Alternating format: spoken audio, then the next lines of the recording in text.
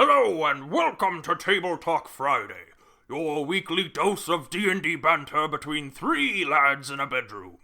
If you like their style, make sure to follow them on whichever podcast service you prefer, and come back every Friday for another upload.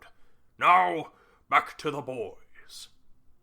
I know a couple things about Greyhawk, though, because of Saltmarsh. Do you know a single city's name? Saltmarsh.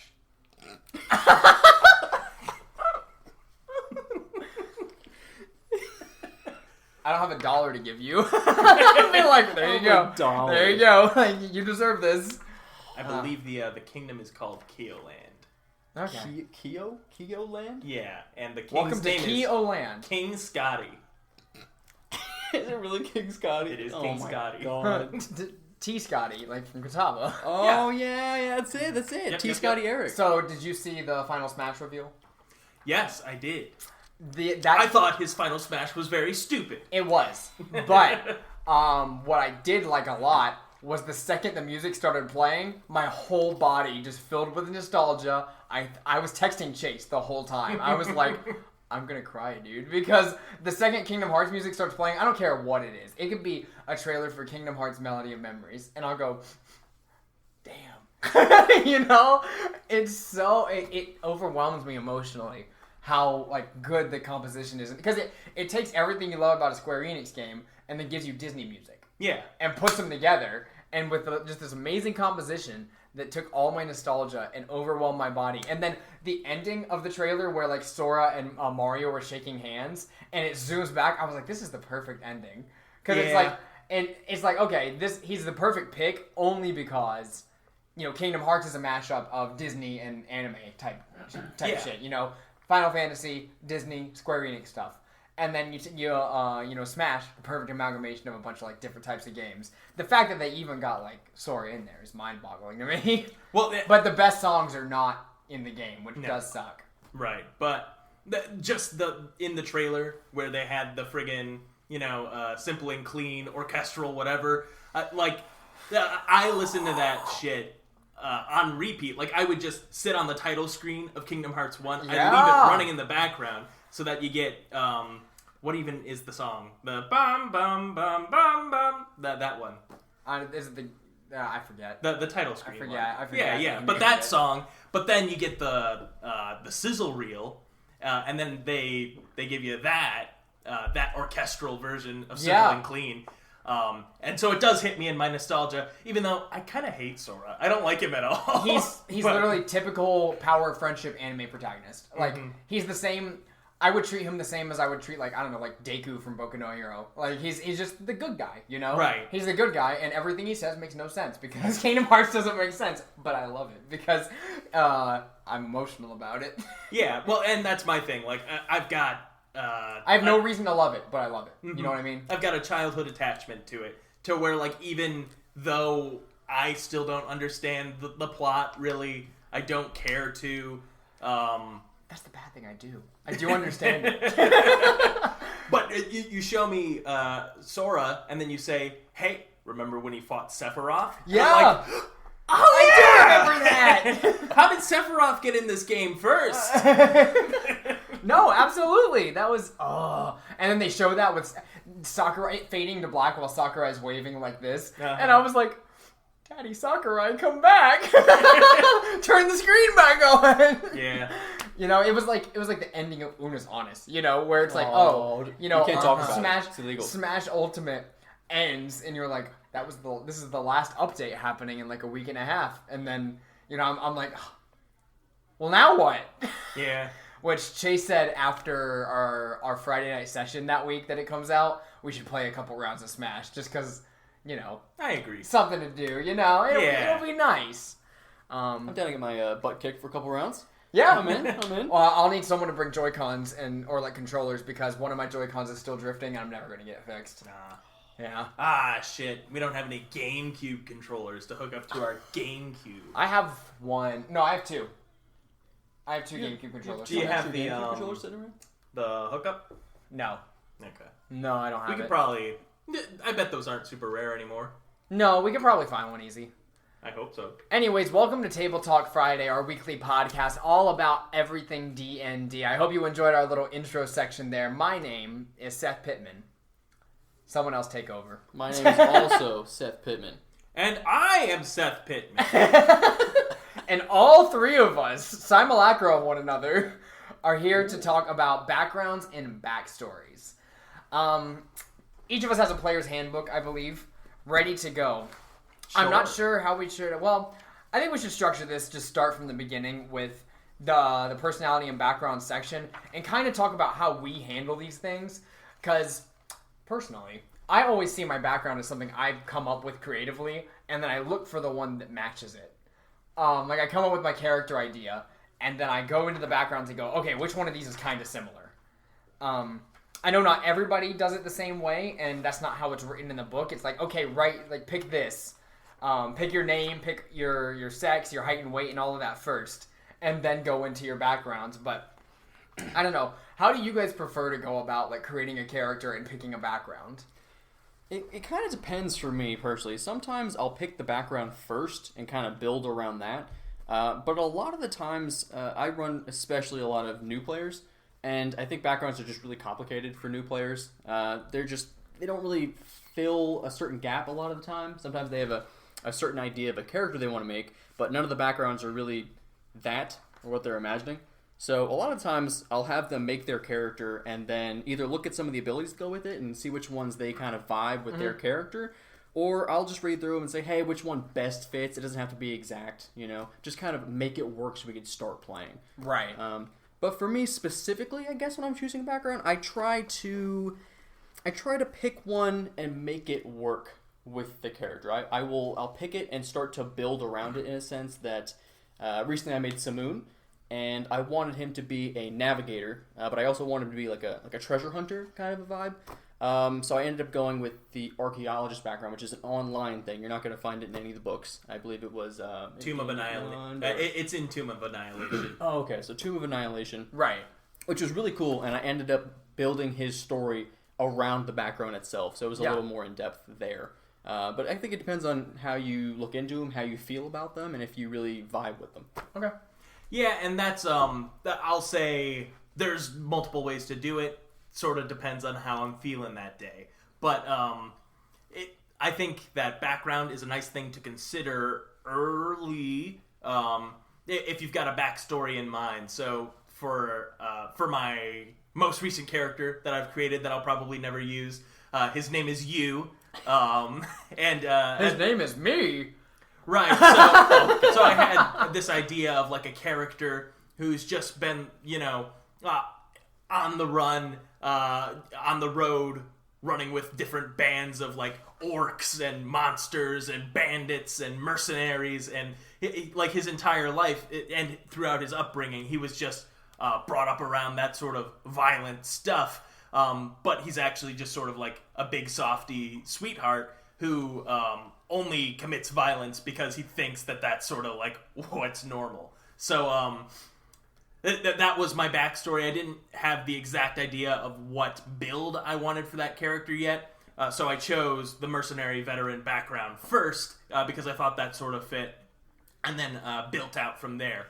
But typically, I think background is sort of less important, and if I'm being honest, the thing that I look for in a background every time that I do it is, okay, well, what skills do I get? Because if I'm making a character like, okay, I really want to do a paladin, sorcerer, multi-class, I'll say, well, I don't really care what the background is, but how can I make it give me the best things? Yeah. So I might go Knight of the Order, or I might go folk hero. Depends how I'm feeling on that day.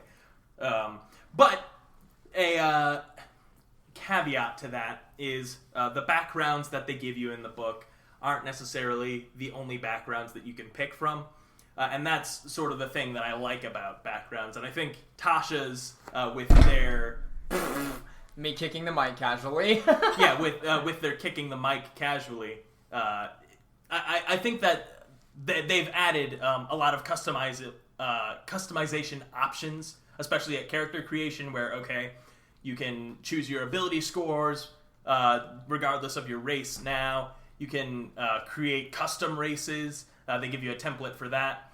You can swap out your proficiencies, sort of, depending on, the sort of thing that you would want, without any sort of, like, racial tie to your character, which is cool. I like all that. And I think that really opens the door to consider, okay, well, I want to make my background my own. So, let's say I've got a really great idea for, like, a character who lives in a sky kingdom. And, that flies Pegasus or, like, raises Pegasi. Yeah. There's not, a Pegasus raiser background in the book, but you and your DM can work out, okay, well, what sort of things would this Pegasus tamer be good at? Yeah. Animal handling probably sounds about right. Maybe athletics to go along with that, since, there's a lot of athleticism that would be involved in wrangling flying horses, I'd imagine. Yeah. So you can sort of consider that option as well. And I think moving forward with some of my characters, I might try and see how far out of the box I can go, because I think it's nice to have that level of customizability. Of course, there are some tables and some DMs who say, yeah, just pick one from the book. We'll make it work. And that's fine, too. It really just depends on who you're playing D&D with and what the general consensus is, because I know some DMs will say, well, no, I don't want you to just cherry pick the skills you want. I want you to make it make sense. Yeah. So it depends. I mean, I would like for it to make sense too, even though, like, if you say, oh, I really want to have insight and deception for whatever job you went with, or like whatever background you went with, I'd still like it to kind of make sense with your background, but like, you can bend the rules a little bit. Right. It's not a big deal. There are some that are, like, even just in the player's handbook that you can play with a lot, though. I like, you can get some good benefits from your background is what I'm trying to say. So there are, like, the lower ones where it's like, okay, well, I'm a charlatan. So I get a thing of dice, which is cool. Like, I get a couple, like, little trick decks, or, like, a thing of dice that roll the same every time, or something like that. But, like, there are some that can make a huge deal in your gameplay, like, in the story of the game. Like, for instance, I'm looking at Guild Artisan right now. You get a membership to a guild, meaning that you're a member of a guild. So, if you're like a fisherman or a locksmith or something like that, you can go to those people and ask for help in that task, or like with whatever task you're going on. It can, I think, especially for new players, picking a background that gives you a benefit like that, or using the background to your advantage is a lot of fun. For more advanced players, they're probably going to decide those things anyways. Like, I can look at you and be like, well, I already decided I'm going to be a member of the Emerald Enclave. Like, I've already decided that. So, don't even worry about trying to tell me about it, because I've already decided. Yeah. But meanwhile, if a new player's at the table and they're like, I don't know the first thing about what a sage is, well, sit down, explain it to them, and they can use whatever the sage gives you as inspiration for actually how they're going to roleplay their character, I think mostly the background will come up in roleplay. I mean, you do get some... you get some of those? Dang, I didn't expect that to go out.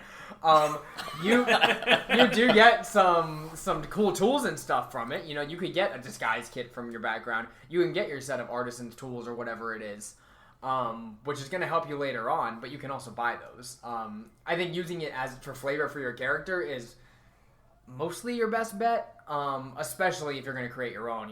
Use it with whatever background you have already. So, speaking of useful backgrounds, let's talk about Urban Bounty Hunter.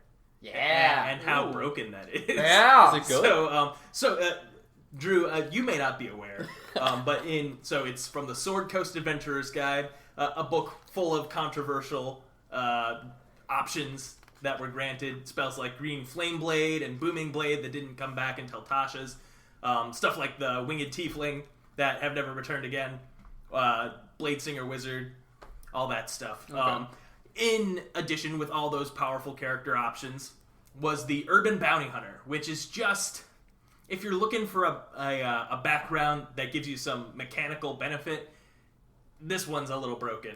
And I'll tell you why. So you get, I believe the skills are Stealth and Deception, which are both pretty good edgy character skills. I think we'd agree. Pretty solid ones. But in addition to that, you get proficiency with, I believe you get a couple options, but the only real option is Thieves' Tools. Just getting that proficiency from your background is huge because you get one of the major benefits of playing as a rogue up front. Personally, I think it's a little powerful for just a background because, again, you sort of see with a lot of the other backgrounds that, this is more flavorful. The benefits that you get from it don't offer that much of like a mechanical impact. But with Urban Bounty Hunter, you do get some pretty awesome stuff. I will say it's a really cool background. I like the idea of it. But it does make all the other backgrounds look a little bad in comparison. Except maybe Outlander, which lets you automatically earn food for you and 5 other creatures, I believe, every day if you're out in the wilderness, which is also really good. And that's why you see both of those options get picked a lot, is because of their mechanical benefit. I think if I were creating a background, I'd probably stray away from that level of benefit just because, that's what the classes are there for. If you're an Outlander, you automatically sort of get some of that wilderness expertise that you'd expect from a ranger. If you're a Urban Bounty Hunter, you automatically get some of that tool proficiency that you get from a rogue. Well, and the most important background feature you could get, if you're an urchin, you travel through the city twice as fast. Yeah, that's the most important I mean, that's one. the most Twice as good as all the other backgrounds. Which, no lie, came in handy for our Bard Barrel in our last campaign, where every time we entered a city, I had to cut his travel time in half. I was like, oh, well, this would have taken like an hour, but I guess it's 30 minutes now. We're zooming. So, yeah, we're zooming through the city. Now, was Urchin also the one that gives you a pet mouse, as well? Yes. Yes. Which is a very weird thing to give you, like, at the beginning of the game. I mean, everybody sees it and is like, oh, I get a pet mouse. But do you know how many pet mice I've had in the campaign and how often they've been used? Really? Yeah, they've been used once. They have happened one time, and then after, like, a fight, and the pet mouse is a part of, everybody forgets about it. That's so sad. If I had a pet mouse, I'd use it all the time.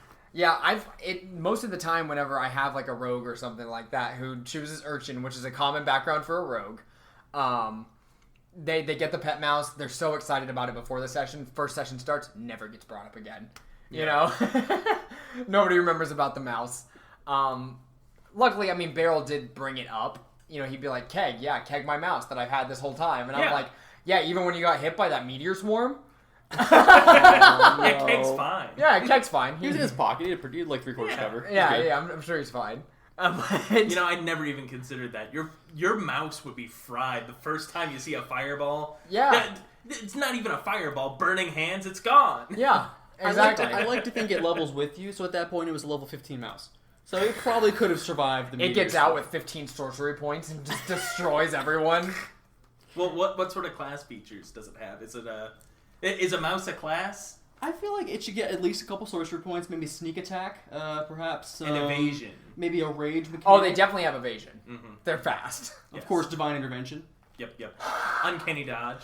I would love just for some out of of those nowhere, individual though, ones. you guys are like about to die, you're on edge, your Urchin rogue comes out of nowhere, he's on the ground, dying, and the mouse rises in just a cone of just golden light as he's divine intervention rolled the correct number and saves everyone.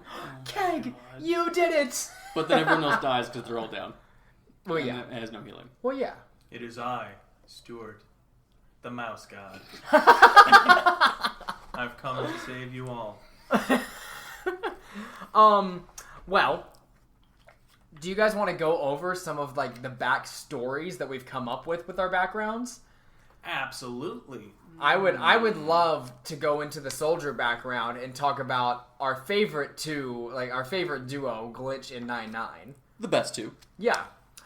So, in our Eberron campaign that none other than Zachary Carvon was running. The note taker? And yeah, Zachary Carvon, Zachary the note taker Carvon. Oh, please, thank you. My full title. It was only Drew and I, so we were a duo playing in this like short Eberron campaign. And we got a little creative with our characters. There was a lot to choose from, but an interesting race that came up with the Eberron book was the Warforged. They're robotic people that were created for a very specific purpose, and that's to serve as soldiers in a war that was taking place only a few years before the campaign started. Afterwards, the Warforged kind of just had to live amongst the people because, well, they were there and they're sentient beings with hearts and feelings. Metal hearts or tree hearts. Something like that. Yeah, something like that. Some kind of heart. So, regardless, Drew and I decided to kick up our character creation up a notch and be two of these Warforged who, realistically, since they were created for the war and the war ended 2 years ago, are only 2 or 3 years old apiece. But they're fully sentient. So, I chose to go with one who, because of his serialized number, was called 99, and he took up the name Agent, and was Agent 99 after the war. He was a rogue. And we both took the soldier background, being that we were Warforged and part of the war that took place a few years ago. 99, after everything went down, moved to Sharn, which was this very, very large city, lots of technology, very steampunk environment, and started living his days deciding he wanted to be a private investigator. He starts walking around, solving a couple of like little tiny minor crimes here and there, making enough money to get himself an apartment and live out his days. But his days got lonely, and he walked the streets sad at night, looking for... He walked the streets sad at night, past this same graveyard every single day. One day, when he was walking past, there was a lot of rain and lightning coming down. Stuff that, well, realistically shouldn't be hitting the bottom of Sharn. But was. It happens. But it happened.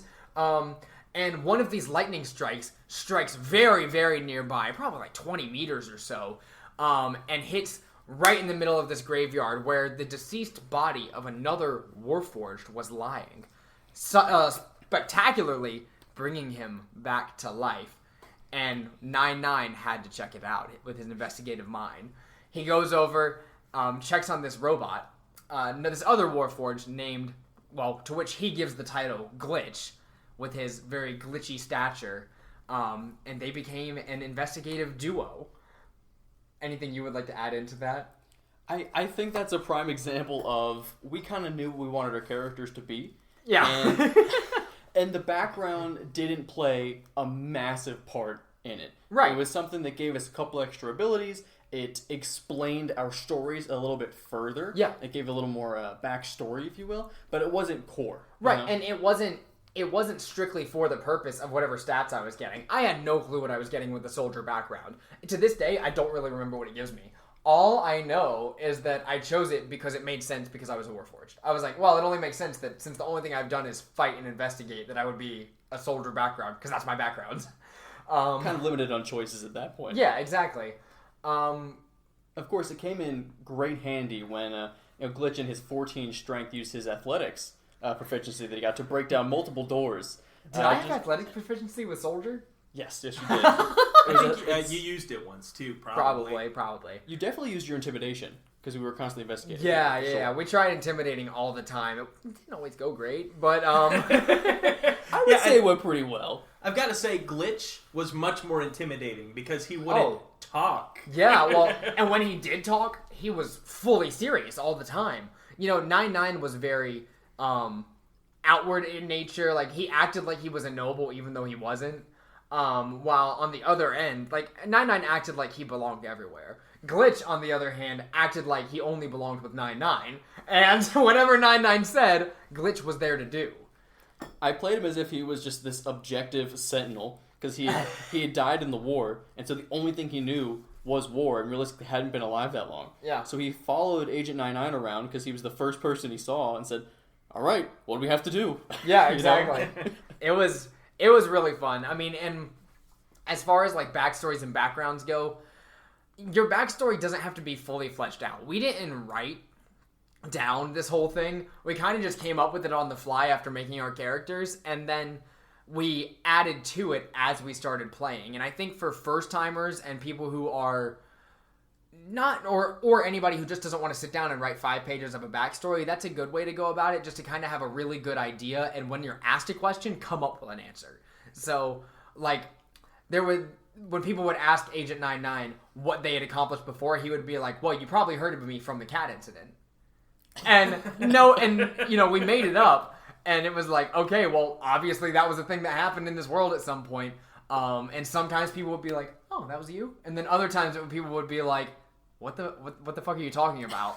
And that was always a great reaction because even I had no clue what I was talking about. I like to think it took us a really long time to save a cat. Yeah, a cat was hanging from something or like started falling and one of us accidentally caught it. Right. It just happened to be falling as we walked We were carrying pillows, and the cat landed right on the pillows. It's like, oh, they saved that cat, something. Well, yes, we did. Yeah, well, it was all us, and we took credit for it. We were in the paper. Oh my gosh. Something crazy like that, something really zany, because that's the kind of characters they were. But yeah, you don't have to. Is it always nice when we get a fully fleshed out backstory that makes sense and is coherent with the world? Yes, of course it is. But it doesn't have to be. Sometimes you can pick that background, play around with it in your head an hour before the session starts, and just start playing as your character. Other times, it might be good, if you're going to be playing a 60, 70, plus session campaign, might be good to come up with a couple more ideas before you start your first session. That's true. And frankly, if you're really stuck, maybe this is a controversial idea, but maybe play the first session without knowing exactly what your background is. Maybe kind of feel your character out a little bit. That's kind of how I rule alignments, which is just your standing on morality, essentially. I don't think you can really kind of have one until you've played your character and gotten into your role. So yeah, that's don't be afraid to play a little bit, or maybe just role play your character with a friend before you start and kind of vibe with where you want to go. Yeah, and you might come up with, later on, you might accidentally, stumble into something you like better. Like, for instance, Varys the Merciful. He came up with this beautiful folk hero background where he spares people as a monk. He takes them down, he's a vigilante. He takes people down, captures them, and sends them to jail. Just like, your classic lizard folk Batman. Or Daredevil. Yeah. And, later on he decided, I think I do kill. I think I kill everyone, actually. I think I kill everyone that I come across. Specifically, 2 innocents sleeping. Well, we don't have to go all the way to that, but we made the joke after our monk in our current campaign, Descent into Avernus. He started just killing people, and we were like, "Aren't you Varys the Merciful?" And one of our buddies changed his name in our chat to Varys the Merciless. Yep. Much more fitting. Yeah, much more fitting. Mm-hmm. Yeah, and I think that's it's okay to be just a little up in the air about it. I would agree that when I start, most of my characters that I play, I have an idea of sort of where they're coming from and what they're about. But I usually wait at least for the first 3 sessions before I write a full backstory, because a lot of the fun of playing a new character is sort of deciding, okay, well, these are their mannerisms and these are the things that they care about. Usually that'll come out in play, and you'll sort of start to learn as you play them. Oh, now I get it. Oswin is kind of a drunk, but he's also a fun uncle. Yeah, exactly. Or to some, a fatherly figure. Yeah, exactly. Uncle Oswin. So if I came in session 1 and I said, Seth, here's my incredibly detailed backstory of all the special things that Oswin's done, when I come to the table, I'll feel more restricted when I see a good opportunity to say something funny. Well, and one thing that I do like whenever you guys bring me characters is you give me agency to add to it. So, remember when Oswin, you said you wanted to be in Mirabar, you wanted to have these couple of things down. I was like, okay, well, this is your neighbor. This is the guy that lives next to you by chance. Yeah. And that way I can make it fit into the sessions, It wasn't, I didn't leave it all on you to come up with that on your own. I was like, okay, well, let me add to the story that he's given me already. It's brief, but, come up with things on the outside. Or Pyth, you were like, I show up here one day, I did these, and this is what happened. Anything that happened before that, you come up with, Seth. And I was like, cool, I got it. I like having agency to do that too. And I think that's handy for any time you're writing a backstory for your character. Feel free to leave little plot holes, or say, hey, DM, I saw my brother a couple years ago, and he was kind of a jerk, but I haven't seen him in so long. Yeah. Or, my dad went missing so many years ago, I haven't seen him since. That way it gives them a little bit of something to do with maybe a story arc in the campaign, or maybe an NPC that comes up that gives you a little bit of character development. You never know. Something fun to play with. Right, so that's a great point, and I think that's a good way to transition into... this entire time we've been talking about backgrounds from the player's perspective, but as a DM, what are the kinds of things that you would look for in your players' backgrounds? So I think what you just touched on, I've got a brother who went missing a long time ago. I don't know where he is, but we used to be super close. Something like that is what I like to call ammunition. And that's what I like to call 3 sessions already done for me. Yeah, absolutely. So you just adding in something like that. For example, Eknon, he was tied to Nightstone, and this is the town that I come from. All my friends and family live here. Oh, what? The Zentarim have taken over in Nightstone? Well, we have to rush there right now and have a great session that I wasn't a part of. What a great But I session, hear too. it was great. Yeah. No, I mean, that's a good example. So Eknon Greylock, one of our rogues, in Storm King's Thunder, he was a member of Nightstone, and the Zentarim did work with them at the beginning of the campaign and made their stay there seem very reasonable, right? Mm-hmm. So they made their stay seem very reasonable. The characters didn't know a lot about the Zentarim at the time, and come to find out later, Eknon's... I had a plan for whenever Eknon eventually visits... like a mailing service or something, because they made it a thing that they would visit postal offices and stuff all the time in every town they went to. So I was like, okay, well, eventually when he visits this one, there will be a quest there. And then lo and behold, a week after I planned this, they say, we haven't gone to the postal office since last session. We should go. And so I was like, I wasn't prepared for this. And Eknon goes there, and we have this long quest that I had to come up with on the spot, because we didn't really have, I had nothing planned for this. I had a whole other thing planned for the day. But, we worked in Eknon's background right there, and it ended up being one of my probably top 3 sessions of Storm Kings was that session.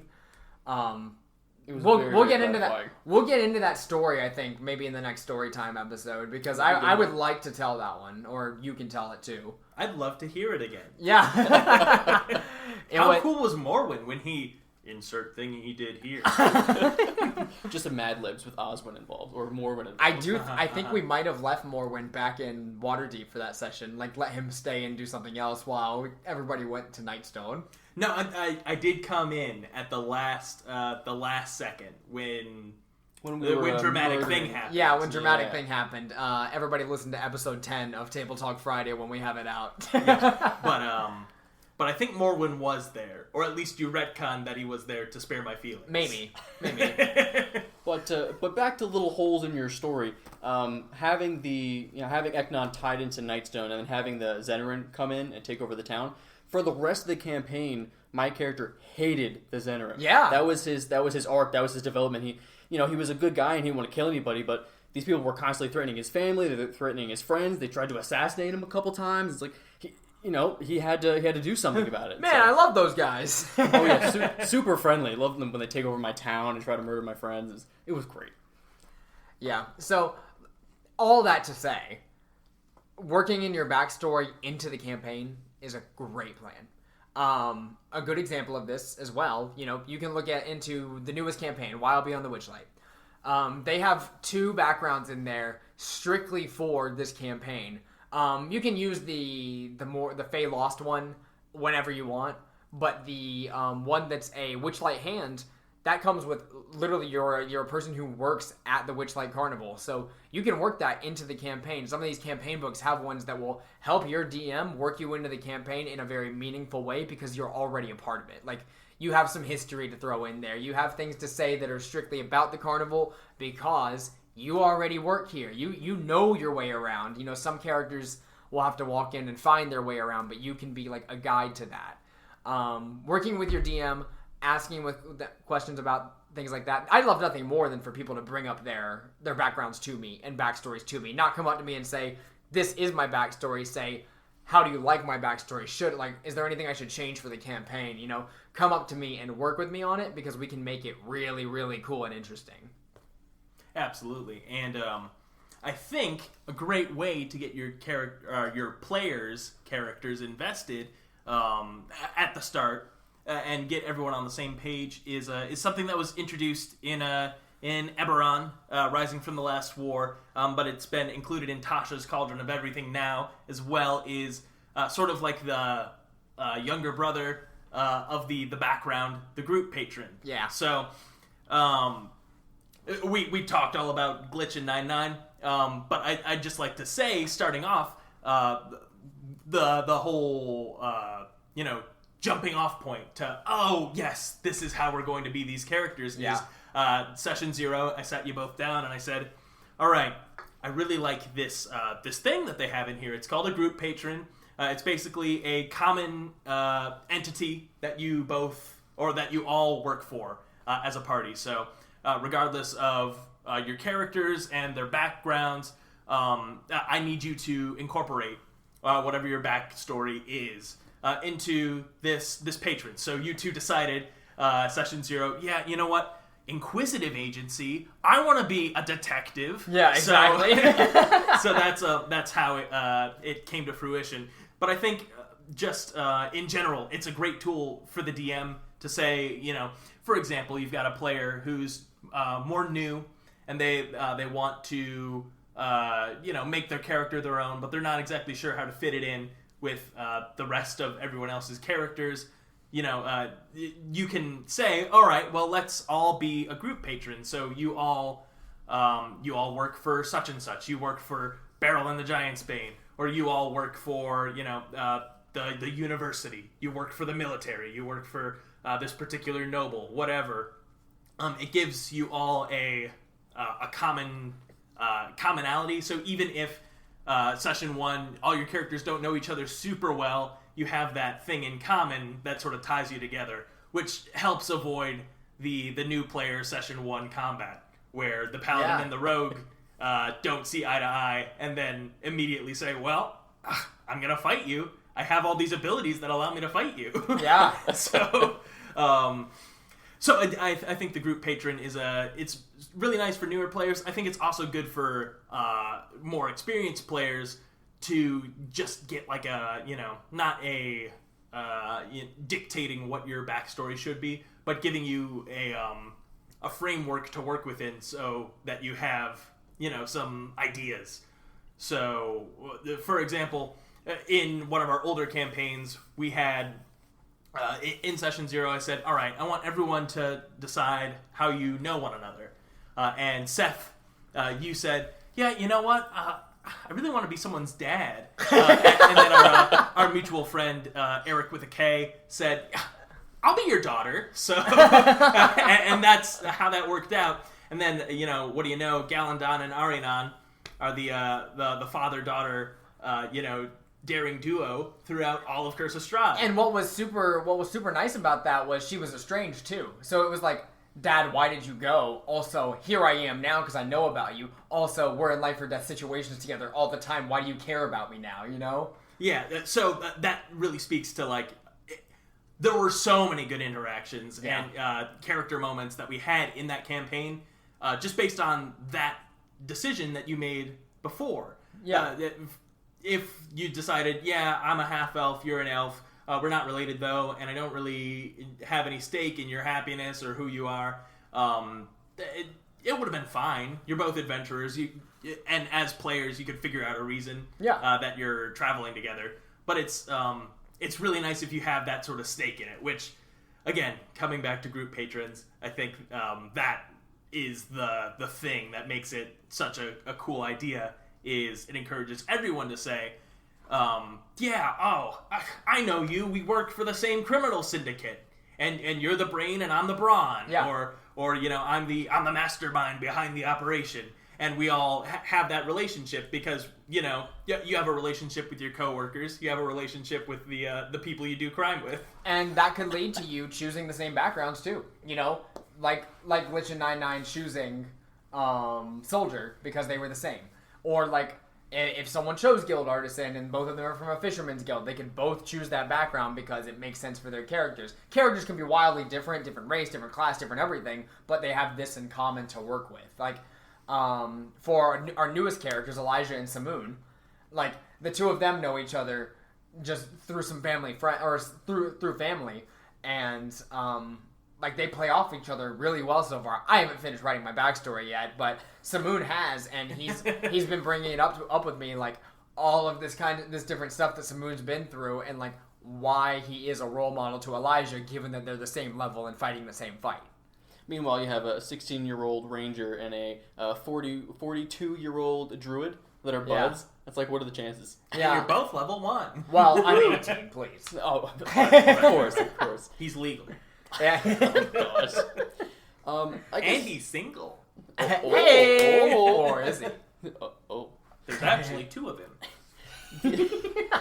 The reason I specifically like the group patrons, while I'll be honest, I haven't read all the way through them, is because I start reading them and then it just gets me going creatively. It's like, oh yeah, I could do all these things. Like, what if we're all at BAMs? Yeah, exactly. What if we're all doing this? What if we're at a store together, you know? And then you just start talking with your friends and you end up with something totally off the rails that you end up doing, like, you know, random investigative. Or like I'm trying to make you guys all interns in our next little campaign that we're doing, like it's just a close friend group, you know? I'm so excited for that. It's gonna be good. Yeah, and so I will say the group patron is really nice for inspiration, but I don't care for the specific or the specificity of it necessarily, just because there's a lot of, you get these special features, and it all comes with this sort of expectation that, all right, well, we're choosing this for its mechanical quality. I think that's not necessarily what I would be looking for as a DM. Is like, okay, I can decide how much pay they get for doing this job. The book doesn't need to tell me that. Right. But which is super interesting because it's kind of the inverse of the backgrounds in the book. You know, you look at the group patrons, you're like, oh, okay, what kind of creatively works here? Versus when you go to your backgrounds, like, oh, what does it, does it give me stealth? I guess not, because I'm not going to pick that one, you know? Yeah, well, and that's the thing about it. It's optional. So I'm really only looking to the group patron to see, all right, well, how can this enhance my game? Right. And not how can I find more rules to confuse my players with. Yeah, for sure. Well, do we have any final thoughts on backgrounds and backstories? I think we covered a good bit. Zach, did you have an interesting backstory you wanted to share from anything? No. How interesting. I've written a lot of backgrounds. Backstories. No, I wrote the backgrounds in the book set. Whoa. Look, my name's on it. It's down there in the fine print. I'm like, whoa! My favorite backstory for any character that I've written is my current character, Oswin. He's just to give you a brief overview. Our current campaign is a sequel to our previous campaigns. We're playing Descent into Avernus, but this is the sequel to Storm King's Thunder. So the way that I wrote Oswin is that he was a small child during the events of Storm King's Thunder. This takes place 30 or 40 years. It was 30 later. years before, yeah. Yeah, 30 years. So he's in his youth, and then his home was raised by giants. And that's sort of the catalyst of the events of Storm King's Thunder. But, simultaneously, that's what set Oswin on his personal journey of, self-discovery. He used to be a bar hand, but then he was displaced and had to find a new home. So he went north to Mirabar, and that's where he learned, dwarven craft. And that's where I learned to infuse items with magical abilities. And that's not what Oswin sounds like. No, not exactly, but it's close. Yeah. I haven't warmed up my voice yet. It's okay.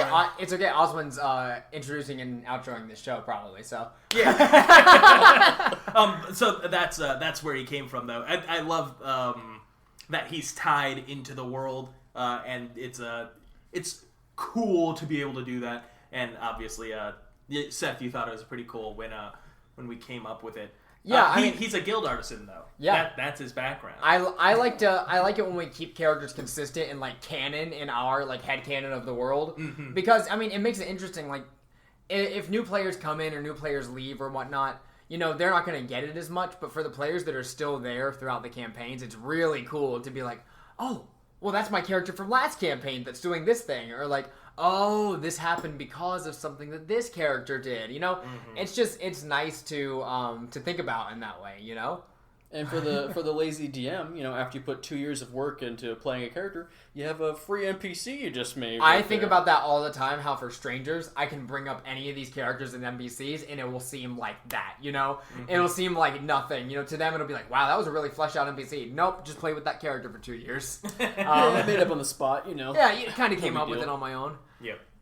Anyways, I think that's where we're going to end this week of Table Talk Friday. Please send us emails with your thoughts on episode prompts or any questions you might have. We would love to answer them ourselves. We do have that in the intro and outro, but I wanted to kind of say it here because we're interested in getting some prompts from you guys. We can come up with as many as we want from about spells and combat abilities and things, which are all things we're going to talk about in the future. But, really, the crux of the show is the listeners. So we would love to hear what you have to say. With that, Oswin, please take us out.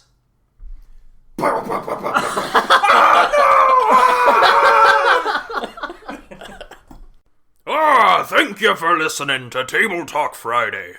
For more adventures, check us out at your favorite podcast service. If you'd like to ask us a question about our travels, please send an email to tabletalkfriday@gmail.com. Otherwise, feel free to stop by next Friday for our next episode. And have a nice rest of your week.